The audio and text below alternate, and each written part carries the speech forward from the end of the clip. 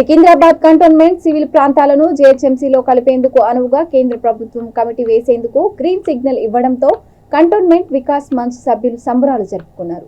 Wicket Ambedkar విగ్రహం వద్ద వికాస్ మంచ్ ఆధ్వర్యంలో అంబేద్కర్ విగ్రహానికి పూలమాలలు వేసి బాణసంచా కాల్చి సంబరాలు జరుపుకున్నారు. మొదటగా సికింద్రాబాద్ కంటోన్మెంట్ లో ఉన్న నివాస ప్రాంతాలను జేహెచ్ఎంసీలో కలిపేందుకు కేంద్రం సన్నాహాలు చేయడం పట్ల హర్షం వ్యక్తం చేశారు.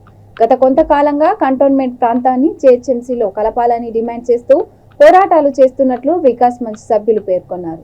రక్షణ శాఖ నుండి వచ్చిన లేఖకు సానుకూలంగా స్పందించిన రాష్ట్ర ప్రభుత్వం కంటోన్మెంట్ సివిల్ ప్రాంతాలను జేహెచ్ఎంసీలో విలీనం చేయడానికి 8 మందితో కూడిన బృందంతో కసరత్తు మొదలు కానున్నట్లు వికాస్ మంచ్ అధ్యక్ష కార్యదర్శులు గడ్డం అబీల్, సంకి రవీందర్ తెలిపారు.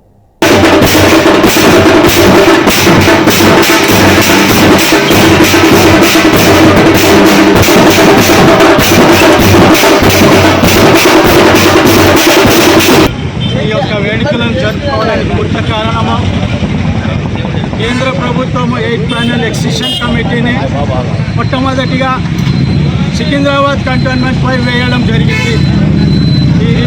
ఈ యొక్క కమిటీని కేంద్ర ప్రభుత్వము రాష్ట్ర ప్రభుత్వం పంపించిన రిపోర్ట్కి స్పందించి ఈ యొక్క కమిటీని ఏర్పాటు చేయడం జరిగింది.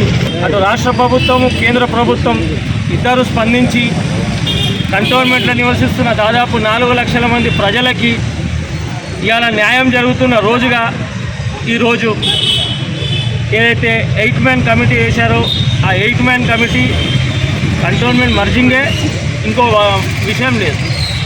మన ఏబుల్ గారు, అదేవిధంగా సంకి రవీందర్ గారు, ప్రభుగుప్త గారు, వాళ్ళతో సహా ఆల్ పార్టీస్ మాతో సహా అందరం 3 ఏళ్ల నుండి ప్రతి దానికి ఏబుల్ గారు, సంకి రవీందర్ గారు ఢిల్లీ వరకు వెళ్ళి ధర్నాలు చేసి ఇంతవరకు తీసుకొచ్చారంటే ఇది సంకి రవీందర్ గారి, ఏబుల్ గారి విజయం అని నేను మీతో భావిస్తున్నాను.